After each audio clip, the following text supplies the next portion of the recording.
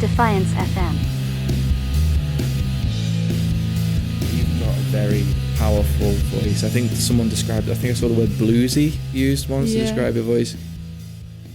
Has that always been the case, or was it like that out of the box, or did you have to just work at it?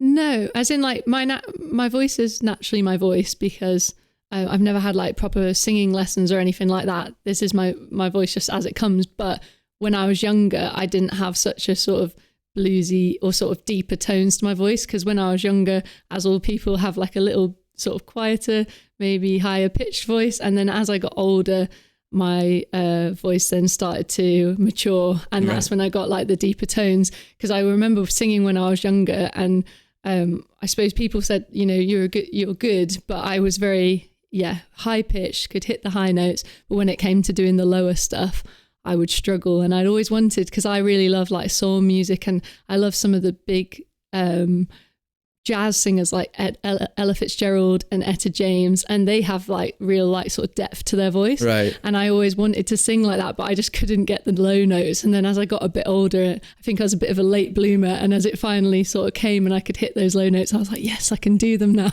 But there was like a conscious effort to reach those notes. You were like, okay, maybe not now, but one day I'll get there. Yeah, I feel like I just would try and sing those like deeper notes and like nothing would really come out, so I would just sort of sing in my range that I had. And then as I got older, I must have just, you know, in passing just like tried the notes again, and then realized that I could do them. Like there was no definitive like, oh, I'm working towards hitting that low note. I just sort of like went with what I had at the time. And then as I got older, I realized that my voice started to deepen a bit, and probably my speaking voice as well, but just over time it started to get a bit deeper, so I was like, yay, I can get the low notes now. And you said you never had singing lessons? No, like I've had I did go to one singing lesson which my parents got me as a present for my birthday when I was younger. It was like a one day singing lesson thing. Well, it wasn't a whole day, it was just like a normal session, and I went along, and it was just sort of like they were doing scales and stuff with me. And I think at the time, because I get easily distracted anyway, I'm like that as a person, I'm just like looking for something shiny. I was like, this is a bit boring, just doing like scales. So it didn't stick, and I didn't like want to continue doing it. So I've always just like sang at home and stuff, and sort of picked up things from listening to music rather than being taught it. A lot of people have a similar experience with guitar. Like they want to get on and learn their favorite song or whatever, and it's just like, do the scales. Yeah. I think obviously the scales are important. I'm not knocking that, but 100%. Yeah. And actually saying that, I mean, what about your route into playing guitar as well? Was that self-taught as well, or did you have lessons for that? Kind of a little bit of a similar story. So when I got my first guitar, I actually bought it in Liverpool. I remember my dad bringing me to Liverpool in one of the music shops to get my first guitar. It was a cheap little £30 guitar, but at the time it seemed like a huge deal, and I was really excited about it. And I was 16, and then my dad said he would take me. He was also intending to learn the guitar as well. So he has a guitar which he's not continued to play. And we both went to lessons. We'd had 5 lessons, and we both went along together. And then after that, because I was one of those kids that was like into everything, and I was at every single after school club, I was an air cadet, I was doing all these different things. I didn't have the time in the week to also dedicate to guitar lessons. So we just decided that we weren't going to do any more. So I just picked up from what I'd been taught in those 5 lessons. I just sort of went and watched YouTube tutorials to get the rest of the chords and things like that. So yeah. And away you went. Yeah. That's pretty cool. And even because, am I right in thinking you do all the production yourself as well? Yes. Yeah. So that's all sort of picked up from watching YouTube videos. I think we were chatting before, and at college I didn't choose music tech, which taught you all about how to record and produce, which I now regret and wish I had chosen that subject, because it would have come in quite handy. But I've managed to learn what I know from it by watching people who do pretty good tutorials on YouTube. So we're getting there slowly. Yeah, there is a wealth of knowledge out there now. Yeah, no, it's really great. That's cool. And yeah, you mentioned about getting distracted. I feel like I have to apologize because obviously this is one of the first sessions we've done in the studio. We are below a bike shop. Bike shops, recording studios, they're not normally comfortable bedfellows. And I think it must be stock clearance day or something, because there's just been scraping sounds above us. So hopefully it doesn't come through on the mic, but I'm sure it'll be okay. But you were a consummate professional, I have to say. Oh, thank you. You ploughed on regardless. But yeah, sorry about that. No problem at all. When you're playing live, there's all sorts of noises going on anyway. So that's true, yeah. You have to be used to it. And yeah, actually, when it comes to playing live, how do you... So have you always performed solo? It's always been a solo thing from the very beginning?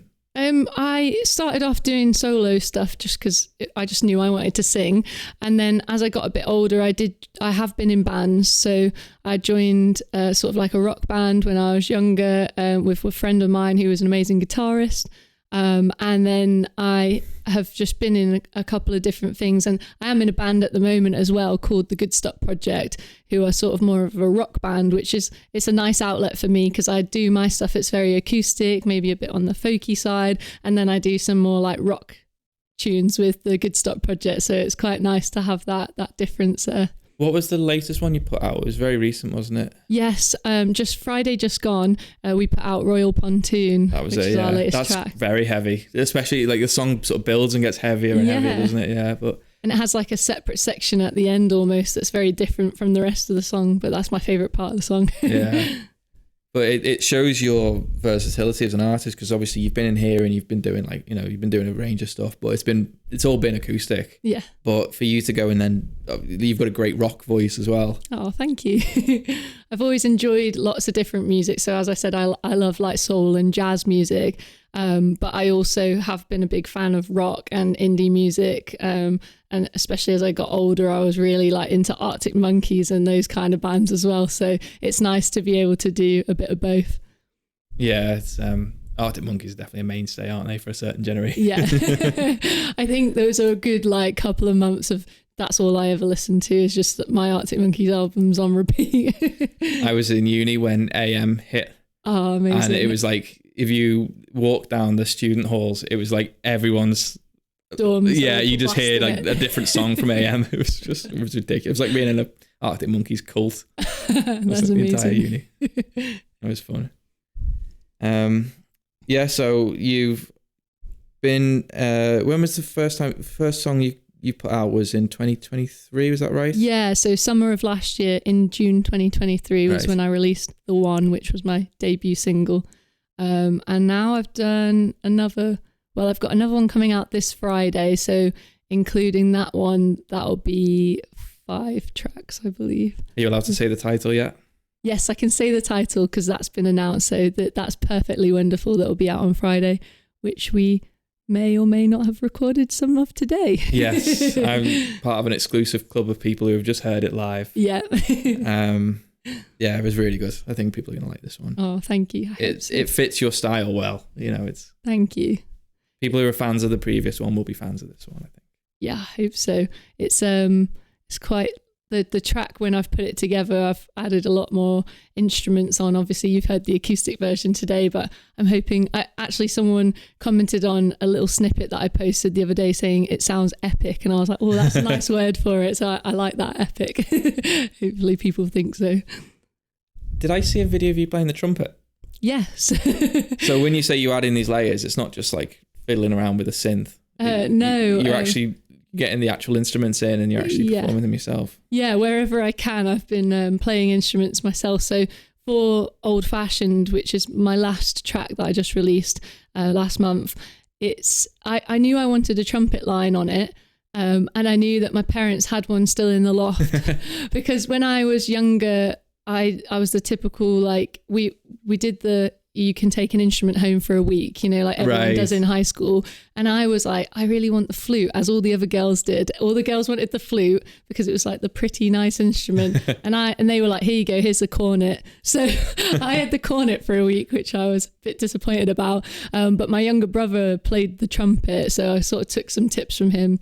But then that was that, and I gave it back to them after the week had finished. And then when I joined the Air Cadets when I was a bit older, they had the Air Cadet band. Right. And initially I was like, I want to play the drums because drums are cool. And then I realized when you're in the band, you have to march as well as playing the instrument. And I was like, this is actually quite heavy, carrying this big drum and marching.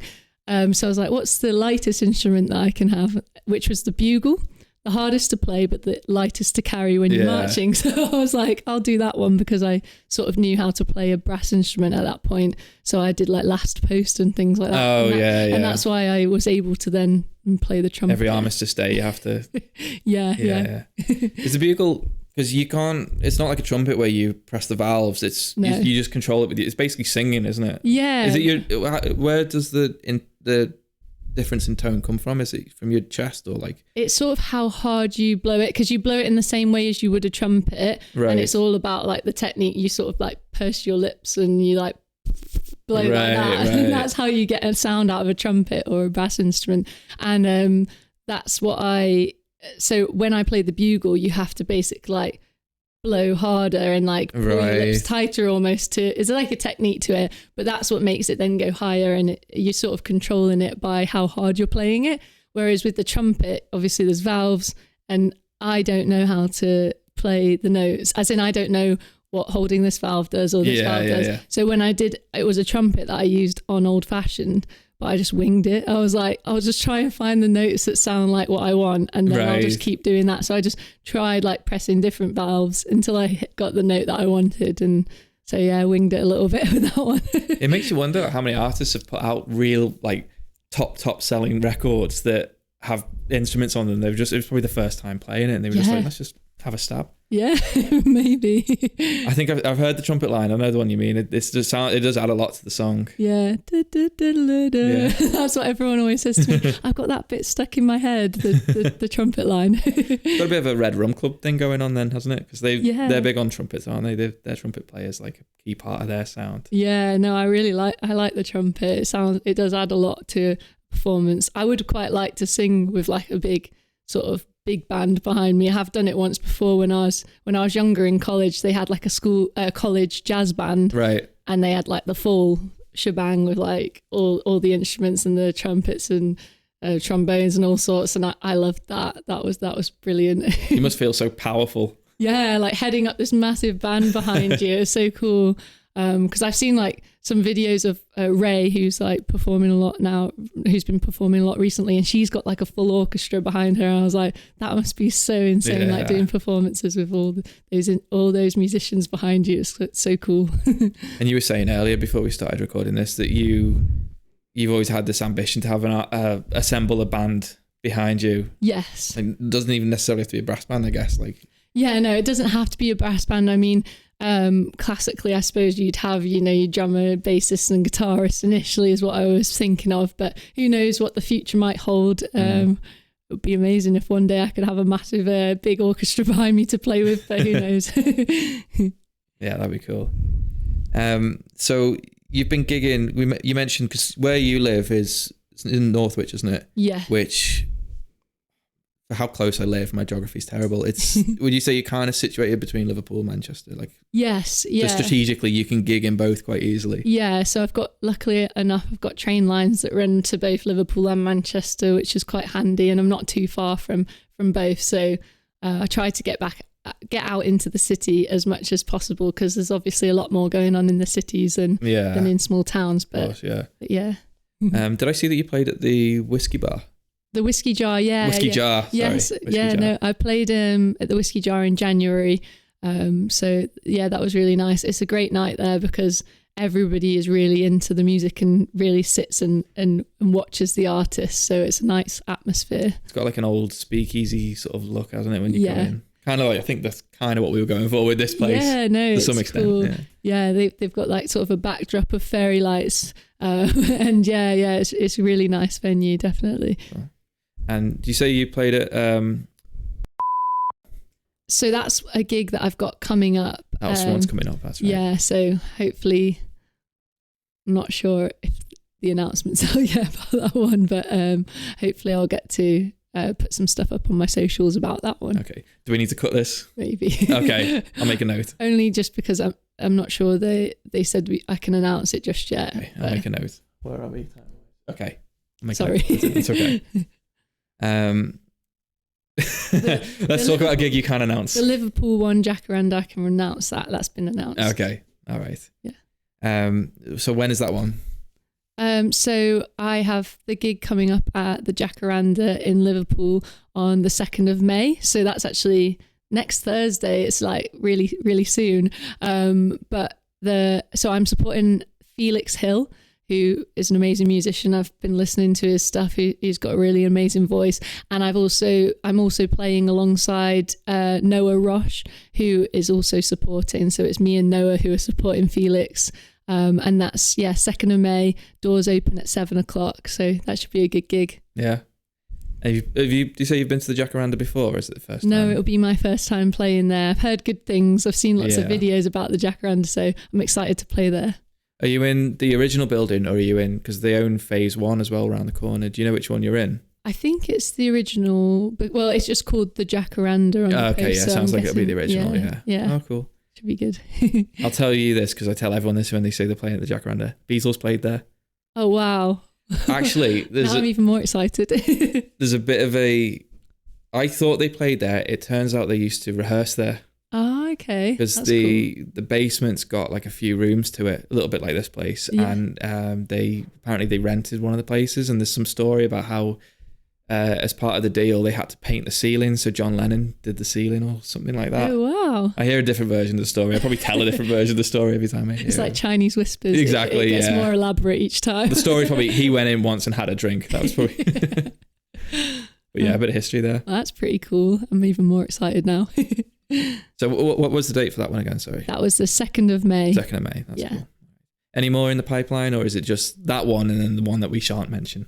No, I've got one on the 18th of May. So I'm actually supporting Eddie Reader, who's the lead singer from Fairground Attraction, for anyone who doesn't know, but she's also a solo artist in her own right. And she's coming to Nantwich Roots Festival that Nantwich Roots Festival actually spans from, I think, the 13th to the 19th, but she comes on the 18th and I'm supporting her that day, so I'm really excited for that. Cool.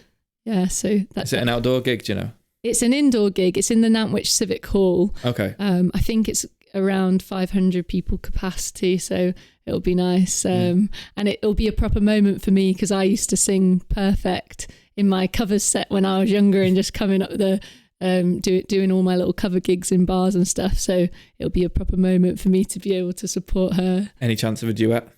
Oh, I don't know. I would hope so, but I don't want to sign her up to anything. Fingers crossed. It's cool when you finally get to start playing and meeting people that you've always watched and admired from afar, and then like suddenly you're like, oh wow, I'm in their orbit. Yeah, it's crazy. It'll probably be my biggest gig up to date, because she's pretty famous, so I'm really excited for it. Yeah. Cool. And it's just an opportunity for you as well, isn't it? Because if she's had success, and she's built a network, and then she gets to see you display your talents. Who knows? Yeah, and her and Fairground Attraction have just recently reformed, so who knows? I mean, couldn't be better. Maybe they might be looking for a support act. Who knows? I keep my fingers crossed. I want to say as well, you absolutely smashed it today, because you came in, you did. You hardly made a mistake. I think you just came in. You just banged out, set song after song in the set list in this less than ideal room. No, it's lovely in here. I've actually really enjoyed it. I think the setup's really cool. We've made it work. As I say, obviously the bike shop upstairs and the lack of AC is a little bit of an issue. But it is quite warm in here, but I get warm when I perform anyway, no matter what venue. I think if I was playing outside in the freezing cold, I'd still somehow get warm, because that's what happens when I sing. But these lights don't help as well. Yeah. Any plans for, because you've put out a run of singles, haven't you, so far from 2023 to now? Any plans for like a long form thing, like an album or even an EP? I would like to. I probably start with an EP, just because makes sense to go from singles up to EP and then maybe album in the future. People have requested an album from me. It's just with the modern day world of how it is with releasing music, it seems to make more sense of doing the singles, because you do a single and then you've got, when you're your own marketing team as well, you then have time to actually promote that song. Whereas if I release an album, then I've got all these songs and I can probably only promote one initially when it comes out and the hype's built. So that's why I sort of thought I would do single after single initially, but obviously look for in the future to do definitely an EP soon, and then look to do an album in the future for sure. I think that's a good strategy. Yeah. Great. Well, best of luck with it all. Thank you. And thanks very much for having me today.